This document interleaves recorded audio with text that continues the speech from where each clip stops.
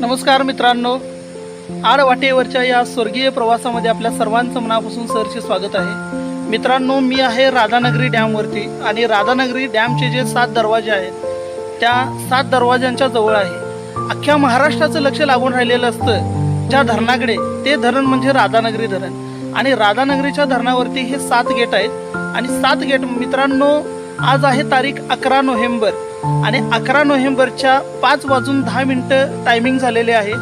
सूर्य अस्ताला झुकलेला आहे आणि या संध्याकाळच्या टायमिंगला तुम्ही धरणाची पाण्याची पातळी बघत असाल तर ती अगदी गेट जे आहेत 7 गेट, त्या 7 गेटच्या अगदी लेवलला धरणाच्या पाण्याची पातळी आहे आणि धरण पूर्णपणे आजच्या तारखेला भरलेलं आहे आणि खूप सुंदर असा नजारा मित्रांनो, डॅमचं पाणी इकडे तुम्ही पाहू शकताय।